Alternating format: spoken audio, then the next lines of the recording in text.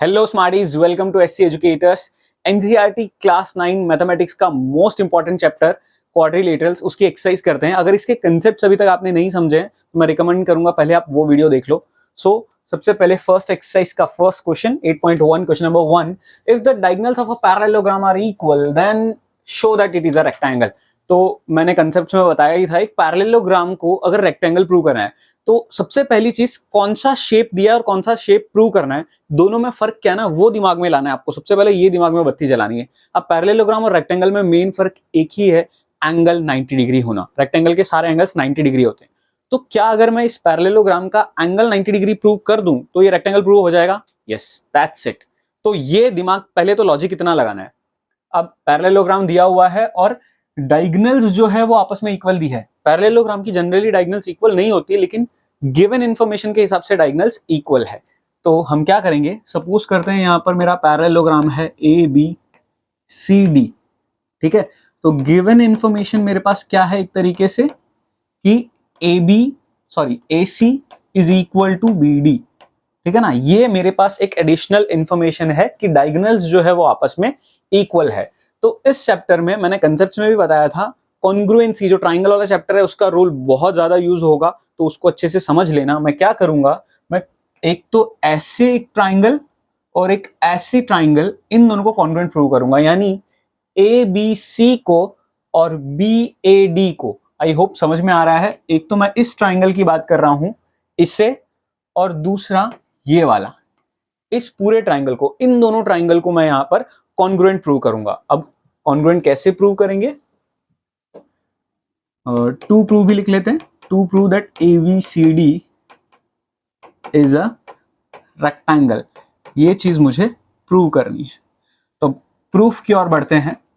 Proof में सबसे पहले तो इन ट्राइंगल्स, जो दो ट्राइंगल को मुझे कॉन्ग्रुएंट प्रूव करना है, उनका नाम, उससे शुरुआत करेंगे, A B C and triangle B A D, ठीक है ना। ए बी सी वाला और बी ए डी वाला ट्राइंगल। इन दोनों में सबसे पहले मैं लिख सकता हूं D A equal to C B, ठीक है। डी ए और सी बी इक्वल है मेरा, क्यों? क्योंकि opposite sides of parallelogram are equal. Opposite sides of parallelogram, पहली चीज हो गई। दूसरी चीज मेरा A B equal to B A, common. और तीसरी चीज ए सी और बी डी, ये हमको गिवन है, क्वेश्चन में गिवन इंफॉर्मेशन है मेरा, ए सी और बी ए। यहां पर ये वाला लेना पड़ेगा मुझे, B D is equal to A C. इसका रीजन हो जाएगा गिवन। अब इसके चलते मैं कह सकता हूं ये जो दोनों ट्राइंगल्स हमने लिए थे वो आपस में कैसे हो गए, कॉन्ग्रुएंट हो गए। और अगर कॉन्ग्रुएंट हुए, अच्छा कौन से रूल से कॉन्ग्रुएंट हुए? By S S S, side side side, तीन साइड्स हमने यूज की। कॉन्ग्रुएंट अगर हो गए तो मैं क्या कह सकता हूं कि ये वाला एंगल और ये वाला एंगल आपस में इक्वल हुआ मेरा, ठीक है, सीपी सीटी से। मैं लिख सकता हूं therefore angle D A B equals to angle C B A by CPCT, ठीक है। CPCT के चलते ये दोनों एंगल्स मेरे इक्वल हो गए। अच्छा, पैरेललोग्राम तो दिया था, पैरेललोग्राम की एक और प्रॉपर्टी यहां पे लग सकती है, that is DAB plus CBA equals to 180 degree. Reason, adjacent angles of parallelogram. क्या प्रॉपर्टी होती है? एडजेसेंट एंगल्स जो होते हैं पैरेललोग्राम के वो सप्लीमेंट्री होते हैं, यानी दोनों का सम कितना? 180। यहां पर ये दोनों का सम 180 और दोनों आपस में इक्वल भी है, तो मैं सब्सटीट्यूट कर सकता हूं। यानी ये DAB को मैं क्या लिख सकता हूं? CBA, यानी CBA plus CBA equals to 180 degree, यानी 2 times angle CBA equals to 180 degree, यानी सिर्फ 1 टाइम CBA कितना हो गया? तो फिर 180 का आधा, यानी कि 90 डिग्री। और किसी भी एक एंगल को अगर आपने 90 डिग्री प्रूव कर दिया तो ये शेप मेरा रेक्टेंगल प्रूव हो जाता है। तो मैं लिख सकता हूं therefore ABCD is a rectangle. I think यही चीज मुझे प्रूव करनी थी, हेंस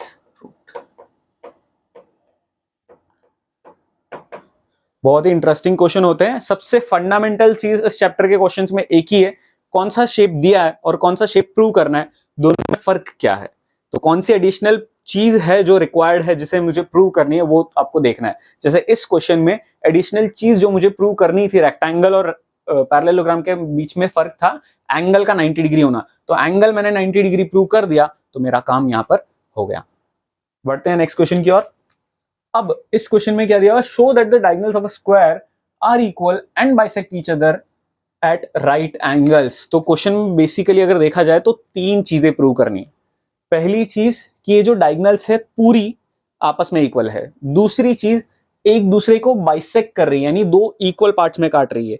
और तीसरी चीज, जिस पॉइंट पे वो मीट कर रही है वहां पर एंगल कितना बन रहा है, 90 डिग्री। सो ये तीन चीजें इस क्वेश्चन में प्रूव करनी है। कई बार तो ये बच्चे ये समझते ही नहीं कि क्वेश्चन में करना क्या है। तो are equal, bisect each other, at right angle. So ये तीन चीजें क्वेश्चन में हमको प्रूव करनी है।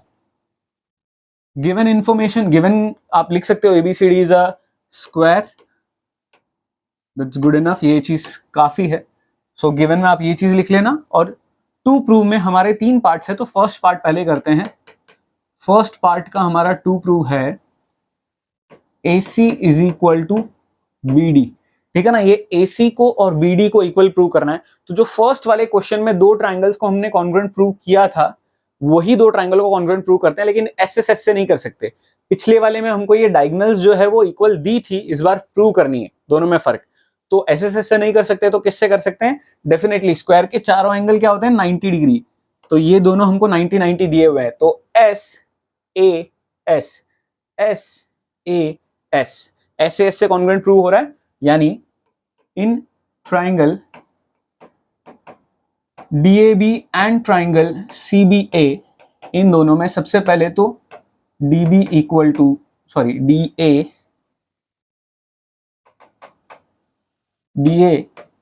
CB। रीजन आ जाएगा साइड्स ऑफ स्क्वायर, चारों इक्वल ही होती है, हमको पता है। दूसरी चीज, angle DAB equal to angle CBA, reason 90 degree. और लास्ट चीज, AB is equal to BA, इसका सिंपल रीजन कॉमन। तो मैं लिख सकता हूं देयरफॉर ये दोनों ट्राइंगल्स जो है वो आपस में कैसे हैं, कॉन्ग्रुएंट बाय सास कॉन्ग्रुएंस रूल, दैट्स इट। अब अगर ये दोनों कॉन्ग्रुएंट है तो मैं लिख सकता हूं कि DB और CA जो है वो आपस में इक्वल है बाय CP CT। सो पहला पार्ट यहां पर प्रूव हो गया मेरा, मुझे डायगोनल्स को इक्वल प्रूव करना था। AC CA एक ही होता है, DB BD एक ही होता है। तो ये फर्स्ट पार्ट यहां पर मेरा कंप्लीट होता है। सेकंड पार्ट यहां पे देख लेते हैं। हमको ये प्रूव करना है कि डायगोनल्स जो है वो बाइसेक्ट करती है। अब बाइसेक्ट करती है तो इसके लिए आप कोई भी दो ऑपोजिट ट्राइंगल्स चूज कर सकते हो, ये और ये ले सकते हो, या फिर ये और ये ले सकते हो, ठीक है ना। इन दोनों को हम कॉन्ग्रुएंट प्रूव करेंगे। अब कॉन्ग्रुएंट कैसे प्रूव करते हैं वो देख लेते हैं।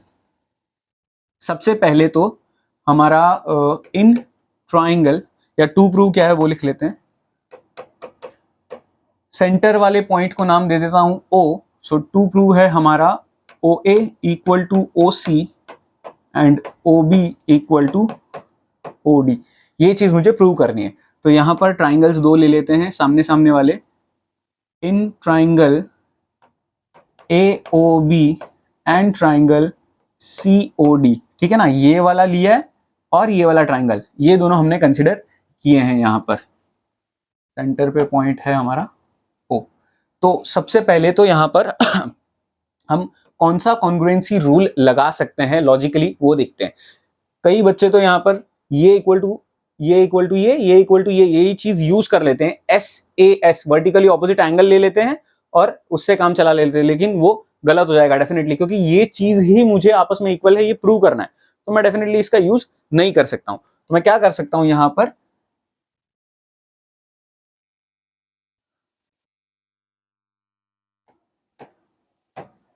ये वाला एंगल और ये वाला एंगल जो है वो मेरा आपस में इक्वल होगा, ठीक है ना। कौन सा angle, OAB is equal to angle OCD।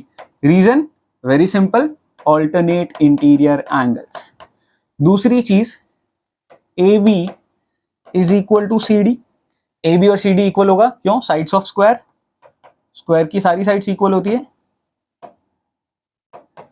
और तीसरी चीज angle O B A equals to angle O D C, same reason, alternate interior angles. क्या यूज किया हमने? ये एंगल, ये साइड और फिर ये वाला एंगल। आई होप समझ में आया होगा। Angle side angle, angle side angle. So A I A से हमने सॉरी ए एस ए से हमने कॉन्ग्रुएंट प्रूव कर लिया। इसका कंटिन्यू पार्ट ऊपर, therefore triangle O A B congruent to triangle O C D. आप ओ ए बी लिखो, ए ओ बी लिखो, कोई फर्क नहीं पड़ता है, बट करस्पॉन्डिंग सही ट्राइंगल लिखना। जैसे ए ओ बी था तो सी O D, O A B है तो ओ सी डी आएगा। हाँ, बाई एंगल साइड एंगल। अब इसके बाद हम लिख सकते हैं therefore O A equal to O C and O B equal to O D, या फिर नीचे लिख लेते हैं O B equal to O D, और दोनों का ही रीजन क्या आएगा? By C P C. इस तरीके से हम यहाँ पे प्रूव करते हैं। अच्छा, एक थर्ड पार्ट इसका बाकी है। सो थर्ड पार्ट के लिए हम इसका एक और पेज का डुप्लीकेट बना लेते हैं।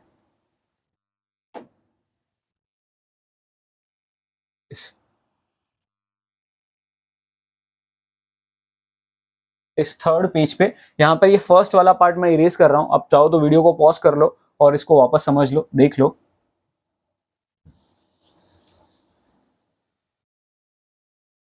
सो थर्ड पार्ट के लिए हमको क्या प्रूव करना है कि सेंटर का जो एंगल है वो यहाँ पर 90 डिग्री है। अब इस वाले के लिए ध्यान से समझना, अब तक हमने सारी चीज कॉन्ग्रुएंसी से ही की है, ये भी कॉन्ग्रुएंसी से होगा, लेकिन कौन से दो ट्राइंगल्स ले रहा हूं वो समझो। एडजेसेंट ट्राइंगल्स, चाहे मैं ये वाला और ये वाला ले सकता हूं, ये वाला ले सकता हूं, ये वाला और ये वाला, ये चार ऑप्शंस है हमारे पास। कोई भी दो एडजेसेंट ट्राइंगल्स, एडजेसेंट का मतलब आई होप समझ में आपको पता है, बाजू बाजू वाले, ठीक है ना। तो ये कनेक्टेड, ये दोनों ट्राइंगल्स अभी के लिए मैं अज्यूम कर लेता हूं, ये और ये वाला, ठीक है ना, ये वाला और ये वाला, इन दोनों को हम अभी कॉन्ग्रुएंट प्रूव करेंगे। सो टू प्रूव क्या है कि जो सेंटर का एंगल है, अभी के लिए कोई भी नाम दे सकता हूं मैं, या फिर चाहो तो स्टेटमेंट भी इंग्लिश में लिख सकते हो आप चाहो तो। बाकी एंगल सी ओ बी को 90 डिग्री प्रूव करना है, ये मैं अज्यूम कर रहा हूं। सो अब प्रूफ क्या आ जाएगा मेरा? दो ट्राइंगल्स ले लेंगे पहले। In triangles O B C and triangle O D C, ठीक है ना। ओ बी सी और ओ डी सी, ये दो ट्राइंगल में सबसे पहले तो O B equal to O D, ये किस बेसिस पर मैं लिख सकता हूं? Proved above. अभी जस्ट जो सेकंड पार्ट हमने किया उसमें हमने डायगोनल्स को बाइसेक्ट बताते हुए इसी चीज को प्रूव किया था कि ये दोनों चीजें आपस में इक्वल है। इसके बाद O C is equal to O C, इसका रीजन बड़ा सिंपल, मोस्ट यूज्ड, कॉमन। और लास्ट चीज that is D C is equal to B C. अच्छा, डीसी और बीसी आपस में इक्वल क्यों है? साइड्स ऑफ स्क्वायर, स्क्वायर की चारों साइड्स जो है वो आपस में इक्वल होती है, हमको पता ही है। अब इसी के चलते मैं लिख सकता हूं दोनों ट्राइंगल मेरे congruent, O B C congruent to O D C, and reason आ गया बाई एस एस एस। और अगर एस एस एस से ये कॉन्ग्रुएंट है तो ये वाला जो एंगल है, ये पर्टिकुलर एंगल और ये पर्टिकुलर एंगल, ये आपस में इक्वल होगा, that is angle C O B equal to angle C O D, reason by C P C T. और साथ ही साथ मैं लिख सकता हूं एंगल सी ओ बी और सी ओ डी जो है दोनों का सम 180 डिग्री। ये सब दिमाग चालू रखना है आपको, प्रेजेंस ऑफ माइंड रखना है, इसीलिए लाइंस एंड एंगल्स, ट्राइंगल्स, ये दोनों की प्रॉपर्टीज पूरी इस चैप्टर में यूज होती है। अब ये दोनों इक्वल भी, और कहीं ना कहीं इन दोनों का सम मुझे एक स्ट्रेट लाइन दिख रहा है 180 डिग्री। और स्ट्रेट लाइन का रीजन जब मैं लेता हूं तब मैं क्या यूज करता हूं? लीनियर पैर।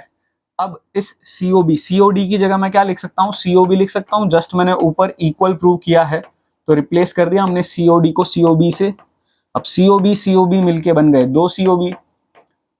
दो सीओबी मिला के अगर 180 डिग्री है तो सिर्फ और सिर्फ एक सीओबी अकेला हो जाएगा 90 डिग्री। आई होप समझ में आ गया। ये 90 डिग्री प्रूव हो गया। तो ये प्रूव करने के बाद तीनों पार्ट्स जो हमने किए उसके चलते आप ये इंग्लिश साथ में कॉमन कर लोगे कि diagonals of square are equal and bisect each other at right angles. यानी मैंने डायगोनल्स को इक्वल भी प्रूव किया, बाइसेक्ट भी प्रूव किया, और एंगल सेंटर पे कितना बन रहा है 90 डिग्री, ये भी प्रूव किया। ये प्रूव करने के बाद आपको डेफिनेटली ये स्टेटमेंट जरूर वापस लिखना है, वरना हो सकता है आपका स्कूल टीचर मार्क्स काट ले थोड़ा सा। Next question, diagonal AC of a parallelogram ABCD bisects angle A, show that it bisects angle C also। यानी कि क्वेश्चन में क्या कहना चाह रहे हैं कि ये जो एंगल A है, अब एंगल A कभी भी बोला जाए तो ये पूरा एंगल कंसिडर होता है।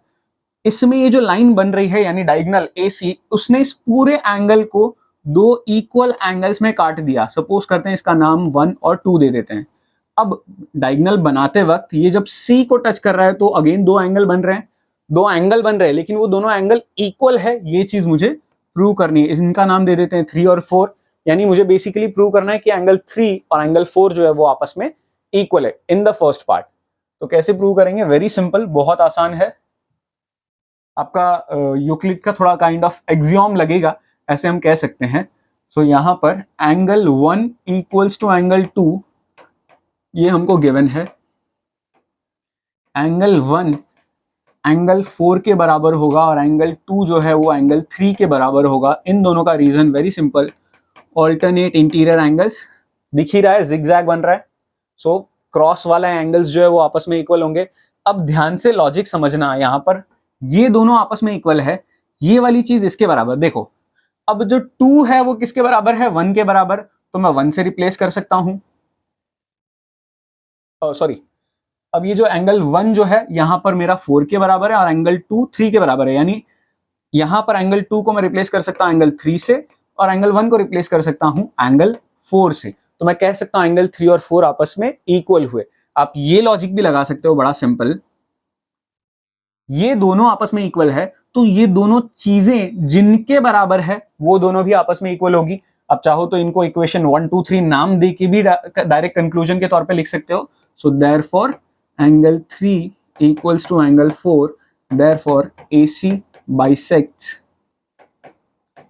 Angle C also। I hope समझ में आ गया होगा।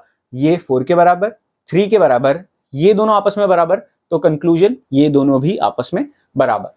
अब मुझे प्रूव करना है कि ABCD एक रोम्बस है। अब शेप दिया था पैरेललोग्राम, प्रूव करना है रोम्बस, तो सेम शेप वाला लॉजिक। दोनों शेप्स में फर्क क्या है? पैरेललोग्राम में ऑपोजिट साइड्स इक्वल होती है, जबकि रोम्बस में चारों इक्वल होती है। तो कैसे भी करके मैंने अगर कोई दो एडजेसेंट साइड्स को इक्वल प्रूव कर दिया तो यहाँ पे मेरा काम पूरा हो जाएगा। तो सेकंड पार्ट के लिए बड़ा आसान काम, एंगल 1 2 के बराबर, एंगल 2 3 के बराबर, तो मैं कह सकता हूं देयरफॉर एंगल 1 और एंगल 3 आपस में इक्वल। अब ट्राइंगल वाला फंडा थोड़ा भी अगर याद हो तो आइसोसेलेस ट्राइंगल थ्योरम पढ़ा था हमने। दो साइड्स इक्वल, सॉरी दो एंगल्स इक्वल, तो उनके सामने वाले साइड्स इक्वल। तो अगर ये एंगल 1 और एंगल 3 इक्वल, तो इनके सामने जो साइड है, यानी कि मैं कह सकता हूं देयरफॉर जो AD है और जो CD है वो आपस में इक्वल होगा। रीजन क्या आएगा? Side opposite to sides opposite to equal angles are equal. So therefore ABCD is a rhombus। देखो सामने सामने वाली तो इक्वल थी ही, बाजू बाजू वाली, बगल वाली जो है, उन दोनों को भी अगर मैंने इक्वल प्रूव कर दिया तो अल्टीमेटली ये चारों इक्वल होती है। अब चाहो तो इन दोनों के बीच में एक और स्टेप लिख सकते हो कि therefore AB equal to BC is equal to CD is equal to AD या DA।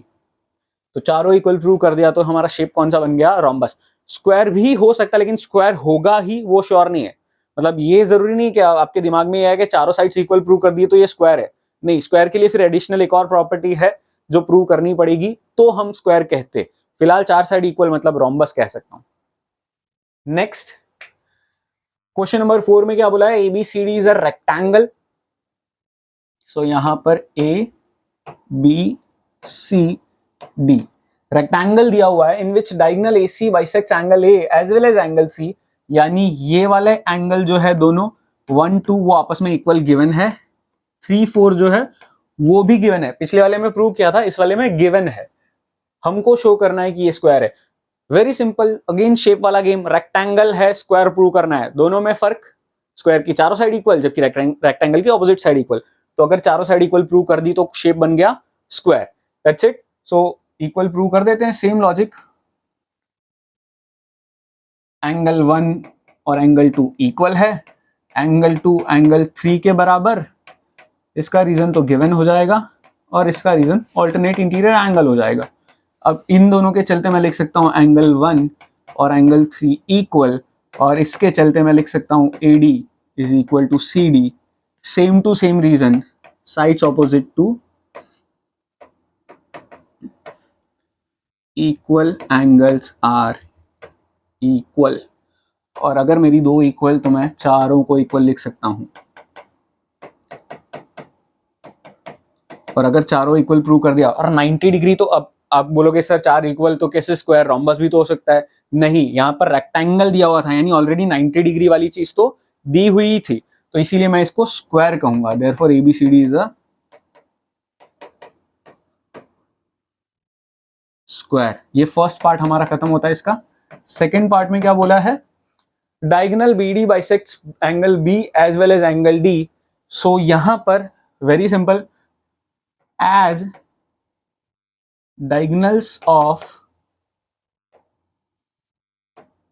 square are angle bisectors।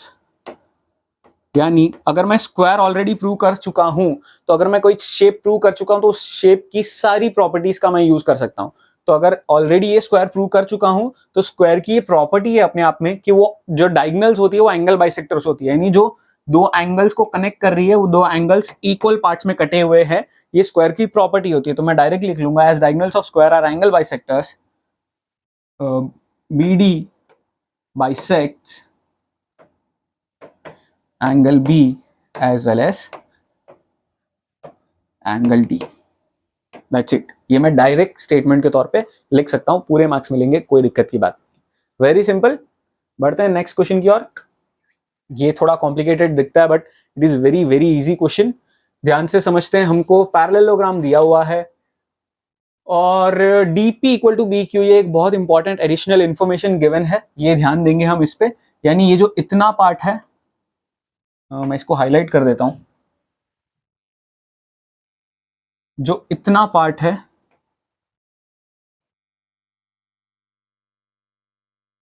वो आपस में इक्वल गिवन है, ठीक है ना। अब यहां पर पहले पार्ट में मुझे प्रूव करना है ये वाला ट्राइंगल कौन सा, इसको शेड कर देते हैं।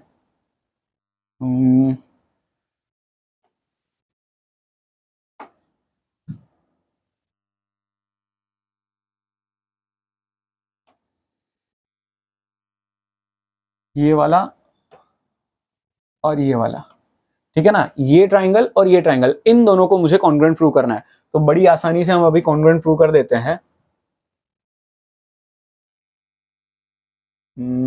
हाँ, सो फर्स्ट पार्ट में जो ट्राइंगल्स को कॉन्ग्रुएंट प्रूव करना है उनका नाम लिख लेते हैं। इन triangle APD and triangle CQB, ठीक है। इन दोनों में सबसे पहले तो AD is equal to CB। बड़ा simple reason, opposite sides of parallelogram, ठीक है ना। पैरेललोग्राम के ऑपोजिट साइड्स इक्वल ही होते हैं, ये चीज हमको पता ही है। दूसरी चीज, angle ADP equal to angle CBQ। अब यहां पर है ना, सेम जो कॉन्ग्रुएंसी के फंडे है ना वो लगेंगे। अब आपको क्लियरली दिख रहा है ये जो AP और CQ है वो इक्वल गिवन नहीं है, ठीक है ना। इक्वल गिवन नहीं है तो SSS नहीं लिख सकता और RHS रूल तो वैसे ही नहीं लग रहा, तो आप एलिमिनेट करते जाओगे। ASA तो बिल्कुल नहीं लग रहा, कोई भी दो एंगल इक्वल है ही नहीं। AAS भी लग नहीं सकता क्योंकि दो एंगल इक्वल नहीं, तो बचता कौन सा रूल है, तो कहीं ना कहीं SAS कॉन्ग्रुएंस रूल लगेगा। आप अगर यहां पर ध्यान से देखो तो ये दो साइड्स हमारी इक्वल है, ठीक है ना, ऑपोजिट साइड्स, ये वाली साइड्स गिवन है और इन्हीं के बीच में जो एंगल बन रहा है वो आपस में इक्वल होगा। और क्यों इक्वल होगा, आई एम 100% श्योर, आपको पता है, ऑल्टरनेट इंटीरियर एंगल जिगजैग बन रहा है, देखो। सो यहां पर मैं क्या करूंगा नेक्स्ट, ये दो एंगल्स इक्वल हो जाएंगे मेरे ऑल्टरनेट इंटीरियर एंगल्स के चलते। लास्ट चीज बचती है that is DP equal to B Q, और इसका रीजन तो गिवन है ही हमें क्वेश्चन में। तो मैं लिख सकता हूँ therefore triangle A P D congruent to triangle C Q B, reason हो गया by SAS congruence rule, that's it. अच्छा, सेकंड पार्ट बड़ा आसान, अभी जस्ट मैंने कॉन्ग्रुएंट प्रूव किया है, तो मैं सीपीसीटी से मैं लिख ही सकता हूँ A P equal to C Q by CPCT, ठीक है ना। मैंने जस्ट इन दोनों को कॉन्ग्रुएंट प्रूव किया है, तो ये जो है मेरा ए पी और सी क्यू, ठीक है ना। आई होप समझ में आया कौन सी साइड्स की बात कर रहा हूं मैं, ठीक है ना। ए पी यानी ये और सी क्यू, इन दोनों को मैं सीपीसीटी से कॉन्ग्रुएंट प्रूव कर सकता हूं, दैट्स इट। अब नेक्स्ट पार्ट, थर्ड पार्ट में ये जो पतली स्ट्रिप वाले ट्राइंगल्स दिख रहे हैं ना, अगेन हाईलाइट करके बता देता हूं।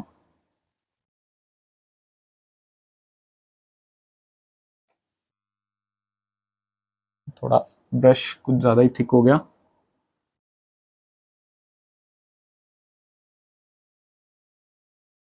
ये वाला और ये वाला, इन दोनों को मुझे कॉन्ग्रुएंट प्रूव करना है, ठीक है। सेम टू सेम जो फर्स्ट पार्ट किया था ना, एकदम वही लॉजिक लगेगा, वही एसएएस कॉन्ग्रुएंस रूल लगेगा।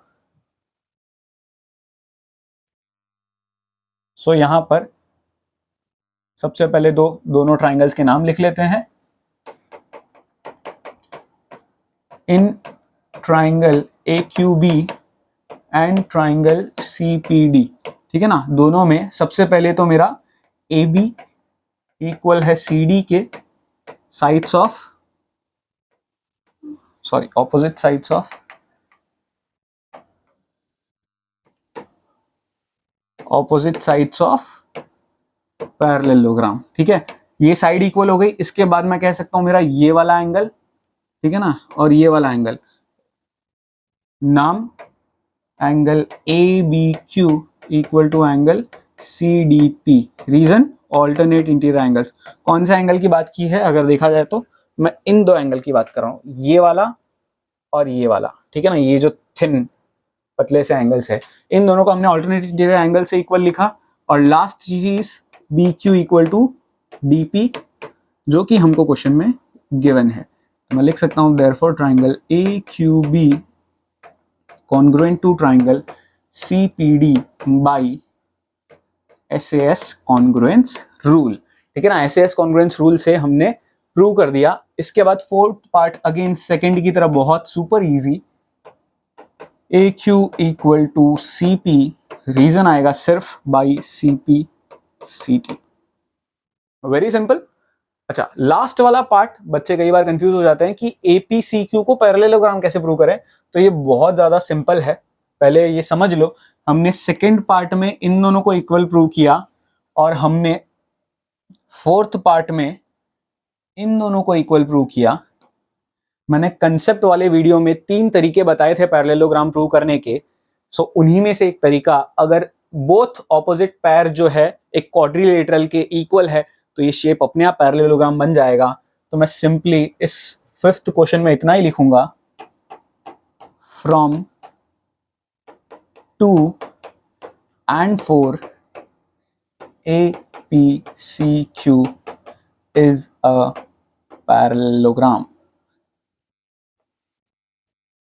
ठीक है ना। सेकंड और फोर्थ पार्ट में मैंने ऑपोजिट साइड्स जो है वो दोनों पैर्स जो है उन्हें इक्वल प्रूव कर दिया है। तो अगर ये इक्वल है तो ये पैरेललोग्राम बाय डिफॉल्ट बन जाता है। आई होप समझ में आया होगा। ये क्वेश्चन थोड़ा लेंदी लगता है, लेकिन ये बहुत बहुत ईजी है। Next, sixth question, ABCD is a parallelogram and AP and CQ are perpendiculars from vertices A and C on diagonal BD. Show that APBCQ। अब सबसे पहले ट्राइंगल कौन सा है, अब चाहो तो रफ में जो दो ट्राइंगल को कॉन्ग्रुएंट प्रूव करना है ना, वो अलग से बना लो। तो थोड़ा सा, क्योंकि एक्स्ट्रा पोर्शंस जो दिए होते हैं वो कंफ्यूजिंग होते हैं, बहुत मिस कर देते हैं। तो हम एक काम करता हूं, मैं यहाँ पर आपके लिए हाईलाइट कर देता हूं जो दो ट्राइंगल्स की हम बात कर रहे हैं। एक तो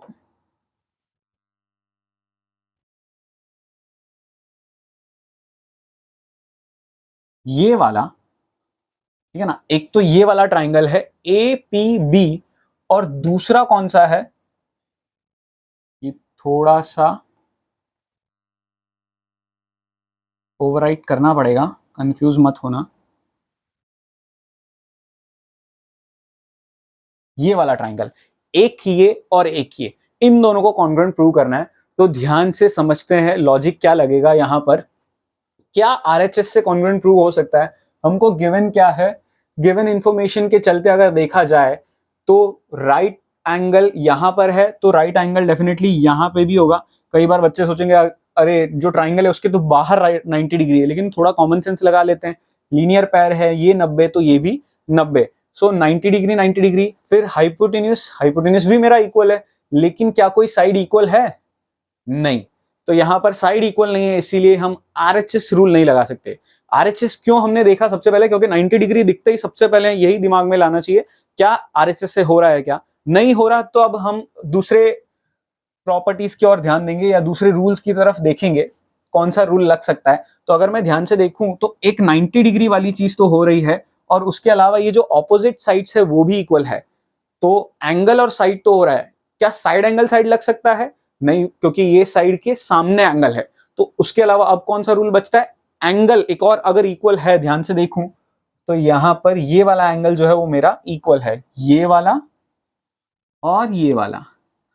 तो जो दो एंगल्स इक्वल है उनके बीच में कनेक्टेड साइड क्या इक्वल है? नहीं, उनके बाहर की साइड है। तो angle angle side, angle angle side, यानी ये ए ए एस से कॉन्ग्रुएंट थ्रू हो रहा है। ध्यान से देखते हैं एक बार। सो गिवन इंफॉर्मेशन क्या है मेरे पास कि A B C D is a parallelogram, या परपेंडिकुलर वाली चीज भी आप लिख सकते हो कि A P perpendicular to B D and C Q perpendicular to, वो सारी चीजें आप गिवन इंफॉर्मेशन में लिख सकते हो। टू प्रूव, फर्स्ट पार्ट हम कर रहे हैं अभी। सो फर्स्ट पार्ट में triangle A P B congruent to triangle C Q D, ये हमको कॉन्ग्रुएंट प्रूव करना है। तो प्रूफ में बड़ा सिंपल, पहले तो ट्राइंगल्स के नाम लिख लो। In triangle A P B and triangle C Q D, इन दोनों ही ट्राइंगल में सबसे पहले तो पहला एंगल हमारा angle A P B equal है एंगल सी क्यू डी के, रीजन 90 डिग्री। दूसरा एंगल हमारा ए बी पी और सी डी क्यू, ये भी इक्वल है ऑल्टरनेट इंटीरियर एंगल्स के चलते। और लास्ट चीज ए बी सी डी के बराबर, reason opposite sides of parallelogram. तो angle angle and side, angle angle and side. So हम कह सकते हैं therefore triangle A P B congruent to triangle C Q D by AAS congruence rule. First part यहाँ पे खत्म होता है। And as you know triangles chapter से कि एक वरदान है हमारे पास सीपीसीटी, सो सेकेंड पार्ट सीधा सीधा हो जाएगा AP equal to C Q, reason is by CPCT. Congruent prove करने के बाद ही हम सीपीसीटी रूल यूज करते हैं। सो सीपीसीटी से यहाँ पे हमारा सेकंड पार्ट भी कंप्लीट होता है। बढ़ते हैं I guess last question of this exercise and most important, mark कर लेना, आपके स्कूल एग्जाम्स में हाई चांस पूछ सकते हैं अगर पहली बार ये क्वाड्रिलेटरल चैप्टर आ रहा है कोई टर्म एग्जाम में या यूनिट एग्जाम में। क्या दिया हुआ है यहाँ पर? एबीसीडी एक ट्रेपेजियम दिया हुआ है जिसमें A B parallel to C D and A D equal to B C, यानी ये जो ट्रेपेजियम है, ये स्पेशल टाइप ऑफ ट्रेपेजियम, इसका नाम होता है आइसोसेलेस ट्रेपेजियम, जिसमें जो नॉन पैरेलल साइड्स है वो इक्वल गिवन होती है। सो यहाँ पे ये जो नॉन पैरेलल साइड्स है यानी ए डी और बी सी वो आपस में इक्वल है, ऐसा हमको गिवन है। ये साइड और ये साइड जो है वो इक्वल गिवन है। अच्छा, इसमें हिंट वाला पार्ट आपकी एनसीईआरटी में दिया हुआ है। इस तरीके से वो जो हिंट लिखा हुआ है ना, वो आपको आप चाहो तो कंस्ट्रक्शन में लिख ही लेना। ये जो ए बी है उसको प्रोड्यूस किया ई तक और सी को ई से ज्वाइन किया हुआ है, सच दैट कि ये और ये जो दोनों है हमारे आपस में इक्वल है, ठीक है ना। सो यहां पर सबसे पहले तो गिवन इंफॉर्मेशन क्या है हमारे पास, A B parallel to C D and A D equal to B C. Construction वाला पार्ट लिख लेना।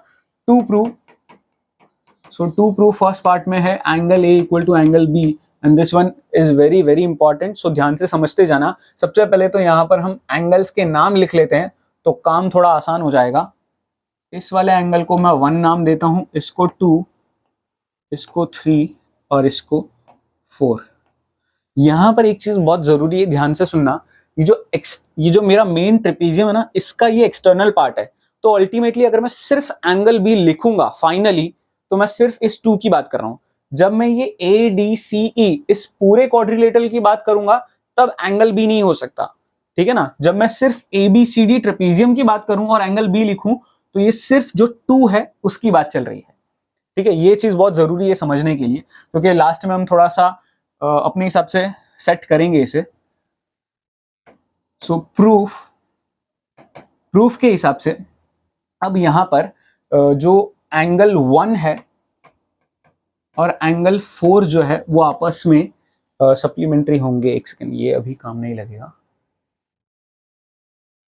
हाँ, सो एंगल 1 और एंगल 4 जो है इनका सम 180 डिग्री होगा,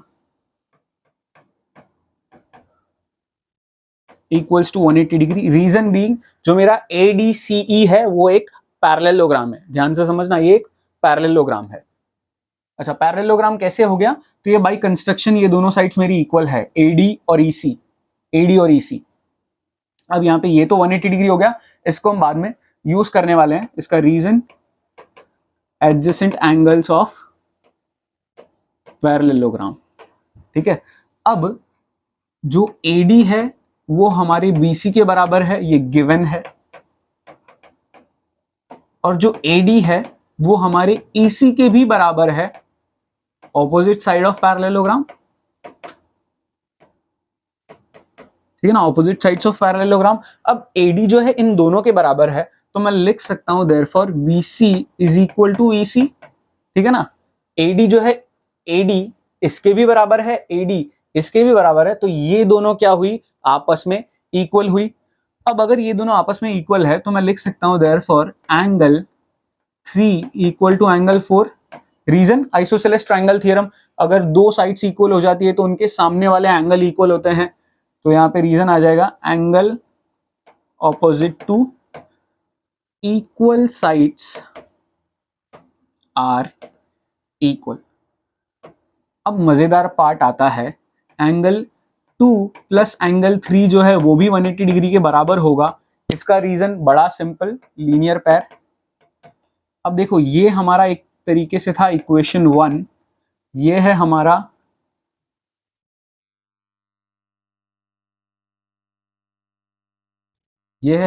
इक्वेशन 2, ठीक है ना। इसका रीजन लीनियर पैर। अब फर्स्ट इक्वेशन में भी इनका सम 180 के बराबर, इनका सम भी 180 के बराबर, तो मैं लिख सकता हूं फ्रॉम 1 and 2, ये भी 180 के बराबर, ये भी 180 के बराबर, तो मैं लिख सकता हूं angle 1 plus angle 4 is equal to angle 2 plus angle 3। और कहीं ना कहीं इस बीच में एक जो हमने कंक्लूजन निकाला था एंगल 3 और एंगल 4 इक्वल है, उसके चलते मैं एंगल 3 और एंगल 4 को एलिमिनेट कर सकता हूं क्योंकि दोनों आपस में इक्वल है। तो बचा क्या, यहां पर एंगल 1 बचा, यहां एंगल 2 बचा।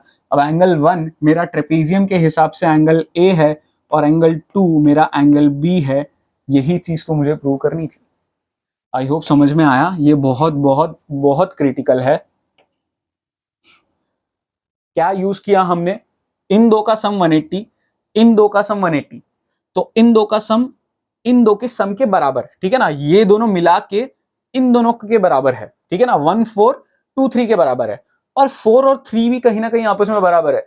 तो एक साइड जो हमारा 1 4 था वहां से 4 चला गया, और एक साइड जो मेरा 2 और 3 था वहां से 3 चला गया, तो 1 और 2 बचे, और वही मेरे एंगल A और एंगल B थे। तो यही चीज मुझे इसमें प्रूव करनी थी। इसका सेकेंड पार्ट इसके डुप्लीकेट पेज पे हम कर लेते हैं, यहाँ पे तो जगह बची नहीं है। तो एक बार तो मैं इसको इरेज कर रहा हूं,